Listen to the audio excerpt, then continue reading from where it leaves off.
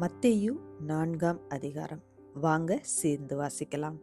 அப்பொழுது இயேசு பிசாசினால் சோதிக்கப்படுவதற்கு ஆவியானவராலே வனாந்தரத்துக்கு கொண்டு போகப்பட்டார். அவர் இரவும் பகலும் 40 நாள் உபவாசமாயிருந்த பின்பு அவருக்கு பசியுண்டாயிற்று. அப்பொழுது சோதனைக்காரன் அவரிடத்தில் வந்து, நீர் தேவனுடைய குமாரனேயானால் இந்த கல்லுகள் அப்பங்களாகும்படி சொல்லும் என்றான். அவர் பிரதியுத்தரமாக, மனுஷன் அப்பத்தினாலே மாத்திரமல்ல, தேவனுடைய வாயிலிருந்து புறப்படுகிற ஒவ்வொரு வார்த்தையினாலும் பிழைப்பான் என்று எழுதியிருக்கிறதே என்றார். அப்பொழுது பிசாசு அவரை பரிசுத்த நகரத்திற்கு கொண்டு போய் தேவாலயத்து உப்பரிகையின் மேல் அவரை நிறுத்தி, நீர் தேவனுடைய குமாரனேயானால் தாழ குதியும். ஏனெனில் தம்முடைய தூதர்களுக்கு உம்மை குறித்து கட்டளையிடுவார்.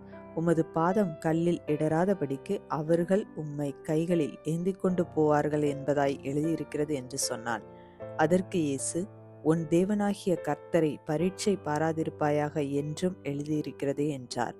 மறுபடியும் பிசாசு அவரை மிகவும் உயர்ந்த மலையின் மேல் கொண்டு போய் உலகத்தின் சகல ராஜ்யங்களையும் அவைகளின் மகிமையையும் அவருக்கு காண்பித்து, நீர் சாஷ்டாங்கமாய் விழுந்து என்னை பணிந்து கொண்டால் இவைகளையெல்லாம் உமக்கு தருவேன் என்று சொன்னான். அப்பொழுது இயேசு, அப்பாலே போ சாத்தானே, உன் தேவனாகிய கர்த்தரை பணிந்து கொண்டு அவர் ஒருவருக்கே ஆராதனை செய்வாயாக என்று எழுதியிருக்கிறதே என்றார்.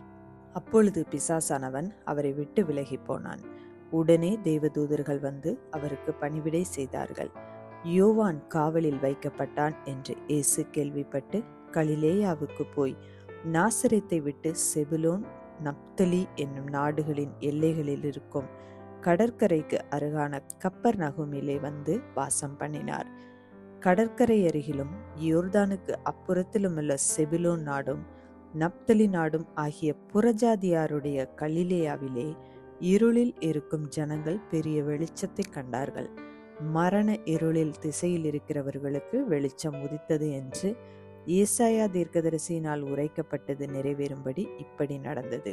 அது முதல் இயேசு, மனம் திரும்புங்கள், பரலோக ராஜ்யம் சமீபித்திருக்கிறது என்று பிரசங்கிக்க தொடங்கினார்.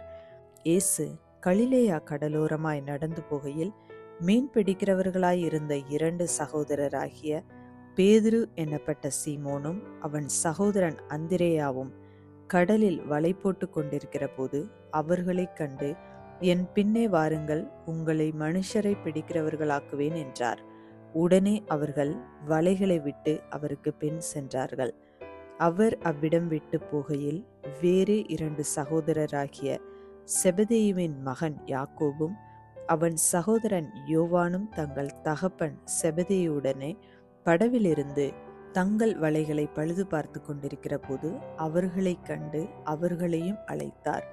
உடனே அவர்கள் படவையும் தங்கள் தகப்பனையும் விட்டு அவருக்கு பின் சென்றார்கள்.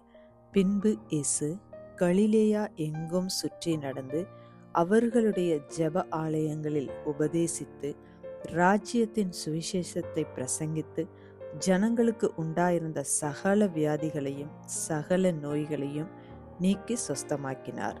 அவருடைய கீர்த்தி சீரியா எங்கும் பிரசித்தமாயிற்று.